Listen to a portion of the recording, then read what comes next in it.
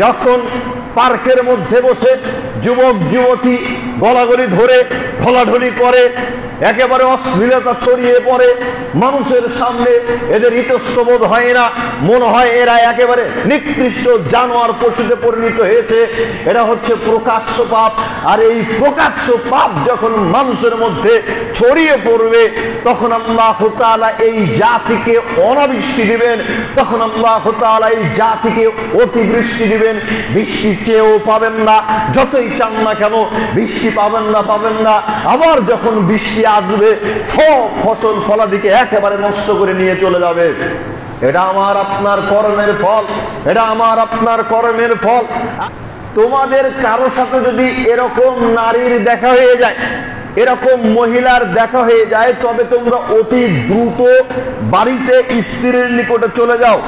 ফাইনা যালিকা ইউরাদ্দু মা ফি নাফসি, কেননা তোমার মনের মধ্যে যেটা আছে, এই মনের মধ্যেকার কামনা বাসনা তোমার স্ত্রী দূর করে দিবে।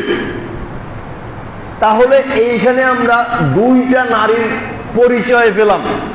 একটা নারী হচ্ছে রাস্তায় চলাচল করতেছে, আপনার মনের মধ্যে কুমন্ত্রণা সৃষ্টি করতেছে। যেই নারী রাস্তায় বেহায়াপনা ছড়িয়ে বেড়াচ্ছে, আল্লাহর নবী এই নারীকে শয়তানের রূপ ধারণকারী বললেন। যাবতীয় প্রশংসা, যাবতীয় গুণগান সেই আল্লাহ রাব্বুল আলামিনের জন্য, যে আল্লাহ রাব্বুল আলামিন এই তীব্র তাপদাহকে উপেক্ষা করে তার সন্তুষ্টি অর্জনের উদ্দেশ্যে জুমাবারে মসজিদে সমবেত হওয়ার তৌফিক এনায়েত করেছেন। সেই আল্লাহ তাআলার শানে শুকরিয়া আদায় করতে সকলে পড়ি আলহামদুলিল্লাহ। শতকোটি দরুদ ও সালাম বর্ষিত হোক শেষ নবী জনাবে মুহাম্মদুর রাসূলুল্লাহ সাল্লাল্লাহু আলাইহি ওয়াসাল্লাম। আমরা আলোচনা করছিলাম নারীর পর্দা, তারই ধারাবাহিকতায় ইনশাআল্লাহ আলোচনার সামনের দিকে আগানোর চেষ্টা করবো ইনশাআল্লাহ আজিজ। একেবারে কয়েকদিন থেকে তীব্র তাপদাহ চলমান রয়েছে, মানুষের জনজীবন একেবারে কষ্টদায়ক হয়ে উঠেছে। এই যে এই কষ্ট, এই আযাব আমাদের উপরে এসেছে, এটা অন্যকে দায়ী করে লাভ নেই। এটা আমার বা আপনার কর্মেরই ফল। আল্লাহ তাআলা বলতেছেন, জাহারাল ফাসাদু ফিল বাররি ওয়াল বাহরি বিমা কাসাবাত আইদিয়ান নাস, জলে এবং স্থলে কৃতকর্মের জন্য, অপরাধ সংঘটিত হওয়ার জন্য একমাত্র মানুষই দায়ী। যা কিছু হয়, ভালো হোক খারাপ হোক, তার জন্য আমি বা আপনিই দায়ী। আমরা যাকাতের আলোচনায় শুনেছি যে জাতি যাকাত দেয়া বন্ধ করে দিয়েছে, আল্লাহ সুবহানাহু ওয়া তাআলা ওই জাতির উপরে দুর্ভিক্ষ দিয়েছেন। যে জাতি যাকাত প্রদান করে না, আল্লাহ সুবহানাহু ওয়া তাআলা ওই জাতির উপরে বৃষ্টি দিতেন না, বৃষ্টি বন্ধ করে দিতেন। দেয় না কি কারণে? আমরা তো যাকাত থেকে নিজেদের হাতকে গুটিয়ে রাখি, যাকাতের সম্পদকে আত্মসাৎ করে নিই। এরপরে আল্লাহ তাআলা কেন বৃষ্টি দেয়? বৃষ্টি দেওয়ার কারণ হচ্ছে শুধুমাত্র আমি বা আপনি বসবাস করি না, আরো কীট পতঙ্গ, পিঁপড়া, মাছি, পিপিলিকা, পশু পাখি, গরু ছাগল, গাছপালা ইত্যাদি বসবাস করে। আল্লাহ তাআলা তাদের জন্য বৃষ্টি দিয়ে থাকেন। আমার আপনার যেই চাল চলন, মিসকিনদের হক প্রদান করি না, যাকাতকে আত্মসাৎ করে দেই, যখনই আমরা যাকাত দেয়া থেকে বিরত থেকেছি আল্লাহ সুবহানাহু ওয়া তাআলা তখনই বৃষ্টি দেয়া বন্ধ করে দেন শুধুমাত্র এই কারণে যে আমাদের সাথে অন্যান্য কীট পতঙ্গ, গাছপালা, পশু পাখি বসবাস করে, এই কারণে আল্লাহ তাআলা বৃষ্টি দিচ্ছেন। যখন মানুষ যাকাত দেয়া বন্ধ করে দিবে তখন অনাবৃষ্টি দেখা যাবে, বৃষ্টি আসবে না।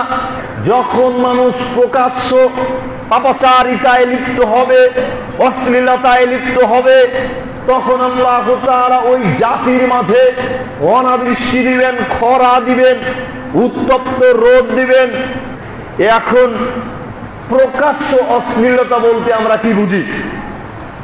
একজন পর্নোগ্রাফি দেখে, অশ্লীল ভিডিও দেখে, এ কিন্তু দরজা বন্ধ করে দিয়ে নিজের রুমের মধ্যে অথবা জঘন্য জায়গার মধ্যে বসে বসে চুপি চুপি দেখে, এটা কিন্তু গোপন পাপ। একজন নেশাদ্রব্য পান করে চুপে চাপে, এটা কিন্তু গোপন পাপ। কিন্তু এই পাঠাগার বাজারে অথবা বুড়ি বাজারে বসে জনসম্মুখে যখন নেশাদ্রব্য পান করে নর্তকী নাচায়, এটা কিন্তু প্রকাশ্য অশ্লীলতা, প্রকাশ্য পাপ।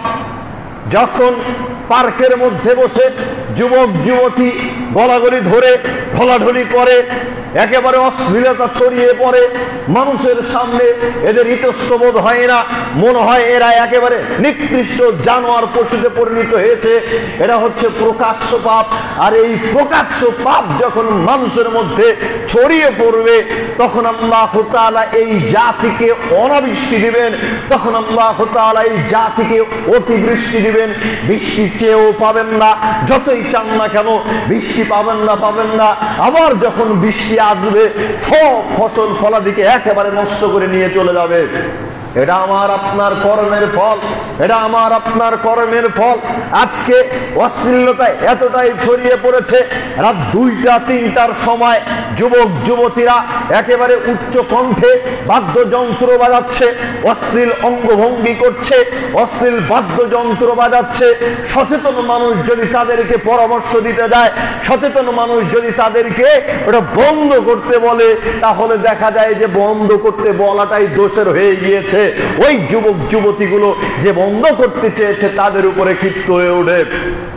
পরিস্থিতি এমনটা হয়ে গিয়েছে, রাস্তাঘাটে অর্ধউলঙ্গ পোশাক পরিধান করে আজকে যুবতীরা চলাচল করছে। কেউ যদি তাকে বাধা দিতে যায়, কেউ যদি তাকে পরামর্শ দিতে যায়, পরামর্শ দেওয়াটাই যেন তার জন্য দোষী হয়ে যাচ্ছে। ওই যুবতী বুঝতে পারেনি, ওই অশ্লীলতা যে ছড়িয়ে বেড়াচ্ছে বুঝতে পারেনি, ওর কারণেই আজকে এই গজব আমাদের উপরে আপতিত হচ্ছে, ওর কারণেই আজকে আমাদের দেশে এই তাপদাহ দেখা দিচ্ছে। কয়েকদিনের তাপদাহে কি পরিস্থিতি, প্রায় মানুষই বলতেছে পেটে গন্ডগোল, মাথা ব্যথা, ঘুমাতে পারতেছি না, ঘুম হচ্ছে না। হসপিটালের দিকে লক্ষ্য করলে দেখা যাচ্ছে বাচ্চাদের ডায়রিয়ার সরাসরি। এই কয়েকটা দিনের যদি এই পরিস্থিতি হয়, আপনি সামনের দিকে লক্ষ্য করেন। অন্য দেশে তো বুঝলাম তাদের বিদ্যুৎ যথেষ্ট পরিমাণ আছে, অর্থ আছে, এসি লাগিয়েছে। আপনি কি চিন্তা করতেছেন, এই বছর যদি তাপমাত্রা 1 ডিগ্রি বেড়ে থাকে, আগামী বছর আরো 1 ডিগ্রি তাপমাত্রা বাড়বে। তো আমার আপনার এসি কেনার সাধ্য কয়জনের আছে? যদি কিনতে না পারি পরিস্থিতি কেমন হবে?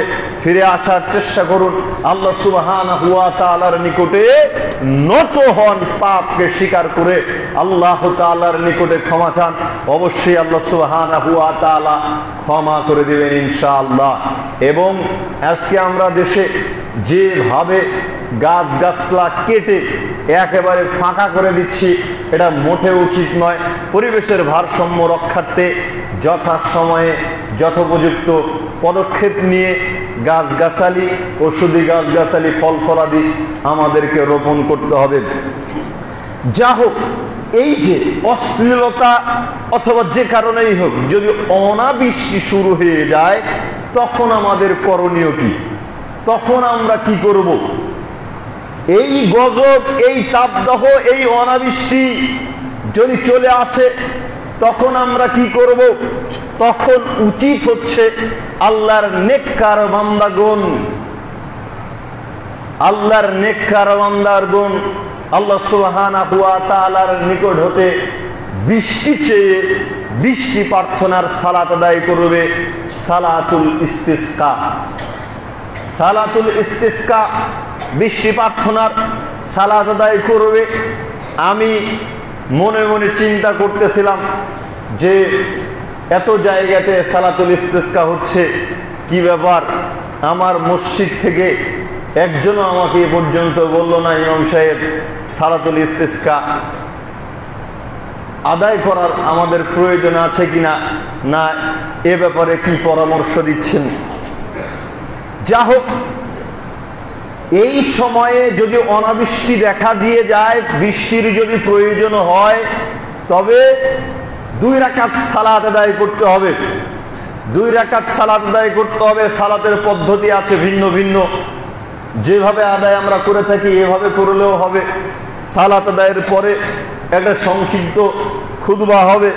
খুতবার পরে কপাল বরাবর 2 হাত উত্তোলন করতে হবে কিবলামুখী হয়ে, দাঁড়িয়ে কপাল বরাবর 2 হাত উত্তোলন করে দোয়া করতে হবে। এটা হচ্ছে বৃষ্টি প্রার্থনার সুন্নতি সালাত আদায়ের পদ্ধতি। সকলেই পুরাতন নরম পরিষ্কার পরিচ্ছন্ন কাপড় পরিধান করে এসে সকাল সকাল 2 রাকাত সালাত আদায় করে দোয়া করবে। এইভাবে এই বিশেষ প্রার্থনার সালাতের নাম হচ্ছে সালাতুল ইস্তিসকা। এভাবে আমরা বৃষ্টি প্রার্থনার সালাত আদায় করব। তবে ইনশাআল্লাহ আল্লাহ সুবহানাহু ওয়া তাআলা বৃষ্টি দিবেন। গত বছরের দিকে লক্ষ্য করেন, চতুর্দিকে বৃষ্টি নাই নাই নাই। দেশব্যাপী যখন মুসল্লিগণ সালাতুল ইস্তিসকা আদায় করা শুরু করে দিল, আলহামদুলিল্লাহ আল্লাহ সুবহানাহু ওয়া তাআলা সন্তুষ্ট হয়েই যেইখানে কয়েকদিনে বৃষ্টির কোনো সম্ভাবনা ছিল না, সেই জায়গাতে দেশব্যাপী বৃষ্টি দিয়েছিল। সকলেই বলি আলহামদুলিল্লাহ। ইনশাআল্লাহ আল্লাহ সুবহানাহু ওয়া তাআলাকে যদি আমরা ডাকি, অবশ্যই তিনি আমাদের ডাকে সাড়া দিবেন। আমি গল্প করতেছিলাম যে আমাদের কিছু ভুট্টা আছে, আমাদের মাঠে অনেকেই ভুট্টা লাগিয়েছে, গাছগুলো মরে গিয়েছে, ভুট্টা এখনো তাজাই আছে। মানে এরকম পরিস্থিতি। আল্লাহ সুবহানাহু ওয়া তাআলা আমাদের ফসল ফলাদিকে রক্ষা করুক, আল্লাহুম্মা আমিন।